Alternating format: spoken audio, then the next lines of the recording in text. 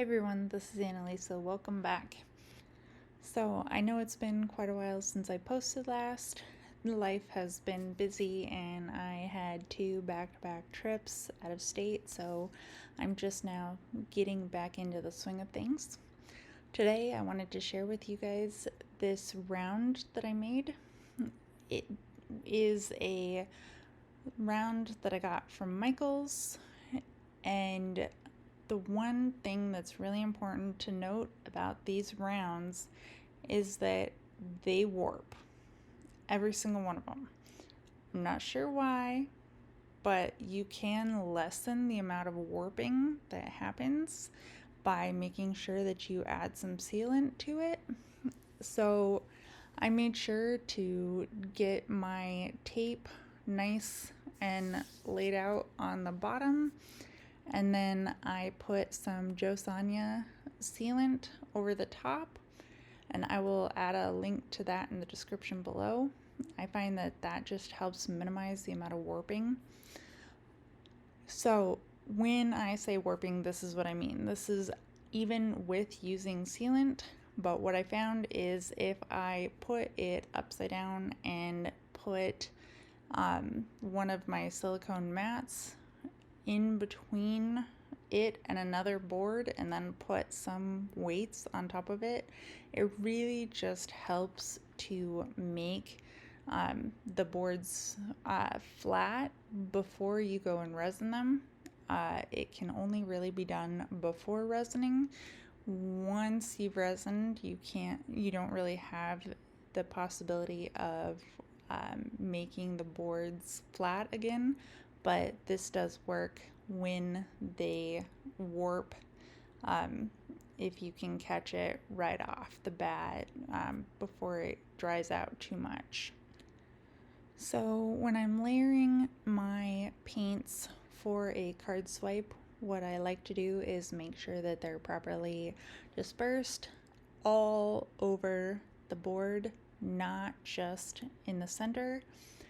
And I like to start off with my lighter colors on the bottom, and interference colors usually go well on the bottom, but this is only when using a black pillow.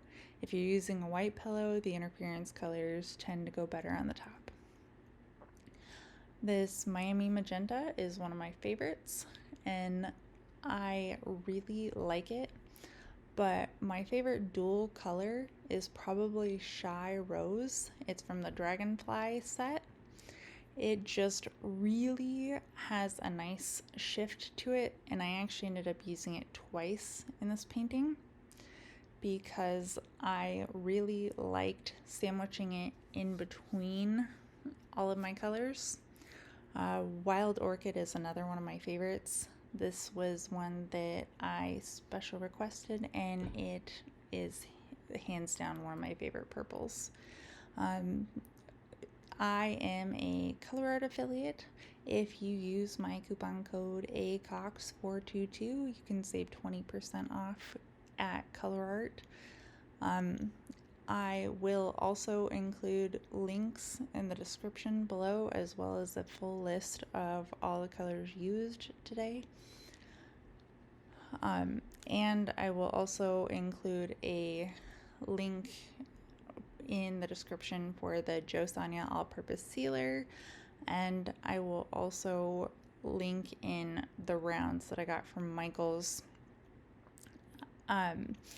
So when doing these card swipes, I find that they really come out interesting if you do the swipe in multiple different directions instead of just going straight from the center out on both sides. It makes for some more interesting cells. When you are starting off putting on your pillow paint onto your surface, you want to make sure that you have just enough pillow paint to coat the surface, but not so much that you have an abundance once you've added on your colors. This is going to help you with keeping your cells more tight If you want bigger cells though, the more pillow paint you add, the bigger your cells will end up stretching. So I like to go in and make these swipes in all different directions, and it's really important to note that when using these playing cards, it really is preferable to only swipe with one card twice, so once on one side, once on the other. With this one, I kind of continued to do it multiple times, and I just found that I probably could have saved myself a little bit of the problems that I had with just the cell activator in the middle, because my pillow paint had kind of attached to my card. But you can get these playing cards at just about any secondhand store.